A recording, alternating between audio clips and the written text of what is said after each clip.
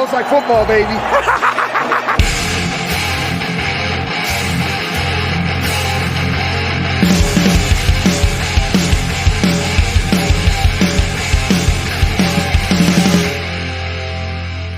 What's up, people? It's Saturday. You know what that means. It's Waiver Wire Sniping here on the Fantasy Football Smackdown. I'm your host, Kyle August. You can follow me on Twitter at KyleMonth8. Appreciate you checking out today's show as I get you set for the players that you should be stashing ahead of the Week 11 kickoff to get the jump on the Week 12 waiver wire. So let's just dive right into it. As I'm pulling this up, as a quick reminder, make sure you're subscribed wherever you're listening to the podcast, and of course right here on YouTube, as next week, with it being Thanksgiving, we're going to be having a massive show on Tuesday night. We're going to be recording pretty much everything on the Warzone Network. We're going to have the whole crew here knocking everything out. But it's going to be a ton of fun, I think, for you guys to come just hang out with us a bit and check out the shows. So if you want it early, you got to get it on YouTube. It'll be on the podcast feeds later on in the week. But let's dive into waiver wire sniping. We got two teams on bye in Week 12, and they're big ones.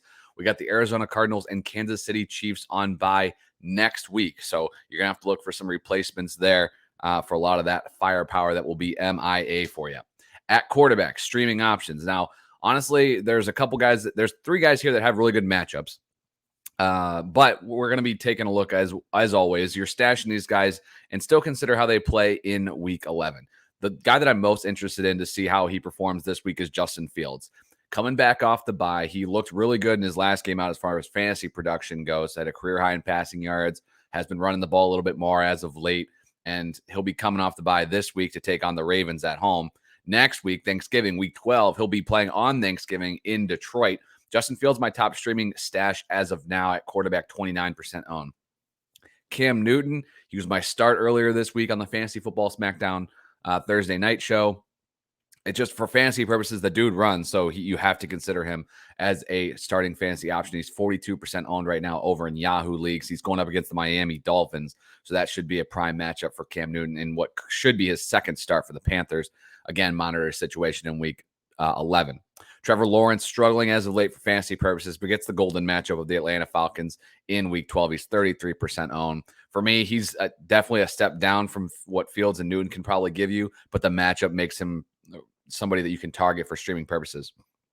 Number 4 on this list is a guy that's been relatively hot as of late for fantasy. Back-to-back 20-point games before just a performance against the Rams where he didn't need to do much. When he's going up against the Vikings in Week 12, that's Jimmy Garoppolo, 27% owned. And Tyrod Taylor gets the Jets. Again, they're coming off the bye. He didn't look great in his last start, but if this is a guy that, again, he runs, he's going to be playing from behind in most matchups, but this one against the Jets, he just plays the worst defense in the NFL. So take a look at Tyrod Taylor there. Only 5% owned. All right, RB stashes. Usually my threshold for this is 50%, but Alex Collins, as of recording, this is 51% owned. That's probably gone up just a little bit, but make sure he is owned across your leagues. Came out. It was a weird week for the Seahawks running backs. Collins was a DNP on Thursday, and then all of a sudden he's practicing again full, no injury status for this week, and Chris Carson's now out for the year. So Collins should be owned across the board, 90+% of leagues. So if he's out there, just make sure you go get him now. Some guys that are more readily available. Latavius Murray, 36% owned. He's been dropped after missing an action and the Ravens being on bye. But the Ravens cut Le'Veon Bell earlier this week. That should have good signs that Latavius should be back at it. I still am of the opinion that he will be the lead back for the Ravens there when he is healthy. So this week, if you got him, maybe a little hesitant, just want to see how it's going to work out. Freeman's played relatively okay as of late, considering the old man crew they have running back there. But I think Murray is going to be the lead back for the Ravens. He needs to be more owned. Stash him now. Number 3 on this list is Jeff Wilson. I think Wilson's a great play for this week, Week 11, with Elijah McGuire doubtful for Sunday's game. Wilson's a guy that just should be stashed. You could play him this week for sure. So I pick him up, plug him in, and play him, or even stash him if you don't need him for this week. Number 4 is Jordan Howard, 37% owned. He dropped a bit because of the news on Miles Sanders. We'll see. There hasn't been any rock-solid confirmation yet that Sanders is going to be coming back. This Eagles team is, because where the NFC is at the bottom half, is still technically in it.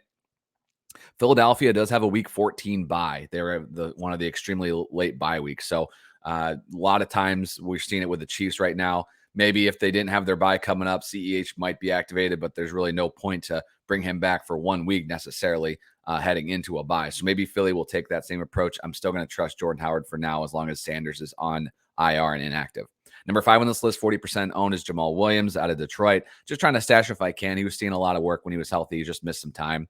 Look for Tony Jones Jr. returning from IR from the Saints. He's 3% owned, and Travis Homer, 1% owned. Like I said, with the Chris Carson injury, that should open up some touches there in that backfield, and Homer's been the receiving back.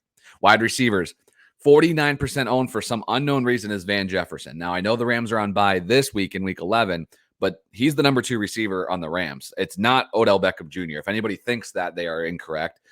Jefferson's been there. He's been seeing a pretty big enough snap share, target share in this offense that I think he's somebody that you can trust as a wide receiver 3 going forward. And if he's available in your league, if he was dropped for some unknown reason, you need to go grab him right now. Run, don't walk. Number 2 on this list, I put Cedric Wilson. This is a 2-week wide receiver 3 play. With Amari Cooper out due to COVID protocols, the Cowboys get the Chiefs this upcoming week in week 11, and then a week 12 matchup on Thanksgiving against the Raiders. Wilson should be a guy that is rostered in much more leagues because this guy's going to be the number 3 target while Cooper is out. So it's a short-term 2-week play, but you know for sure it's a 2-week play because Cooper's already been ruled out for those 2 games with those being so close together. Number 3 on this list is a guy that continues to be a little bit banged up, but should be back this season, is Sterling Shepard, 33% owned. He's been relatively solid. He's that wide receiver 3 mold, what you're looking for. Number 4 is Curtis Samuel, banged up as well. He has a chance to play on a pitch count this week.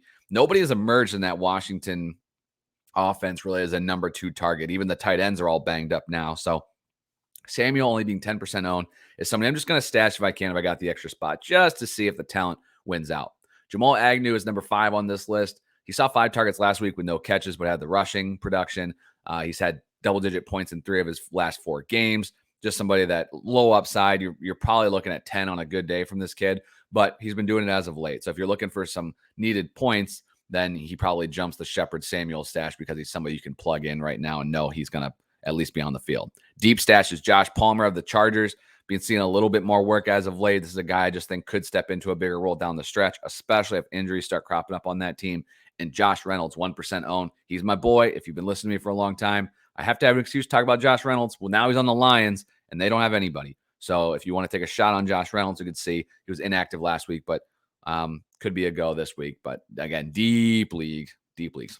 Tight ends. My God, Dan Arnold. This picture will remain in this spot until we show him some respect. Dan Arnold, only 41% owned. That's about 5% jump from Thursday when I complained about it on that Start Set show. But he's a top 10 tight end, guys. I mean, get him on your rosters. He's 41% owned and gets a dream matchup next week against the Falcons. Number 2 on this list is Tyler Conklin going up against San Fran, 37% owned. You find the end zone this year, seeing a decent amount of targets. And Gerald Everett coming off his best game of the year in week 10. See if that continues. With the Seahawks coming off their bye, see if they shift a little bit to get Everett more involved. Just realized I spelled Everett wrong there, so apologies. But yeah. All right, 20% owned Gerald Everett's number 3. All right, DSTs. No slam dunks this week, but you can always go after the Detroit Lions. And if they're starting a guy named Boyle on Thanksgiving, then the Chicago Bears could be a play. I know they just lost Marlon Mack for the season. He's been out a few weeks anyway.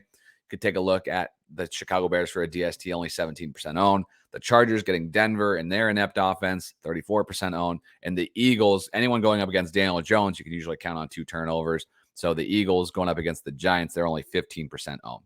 So there you have it. Waiver wire sniping, everything that you need to know in less than 10 minutes. I got you covered. Stash all these guys now if you have that extra roster spot. But best of luck to you guys in week 11. Again, don't forget, next week, I'll be back with a regularly scheduled waiver wire show on Tuesday morning here on YouTube and on the podcast feed. And then Tuesday night, we're recording it all. We got you covered on all the DWZ network content. So come hang out with us on YouTube, subscribe, turn those notifications on, and let's hang out on Tuesday to get you set for the big Thanksgiving Day week. Until then, I'll catch you guys later. Good luck in week 11. See you guys.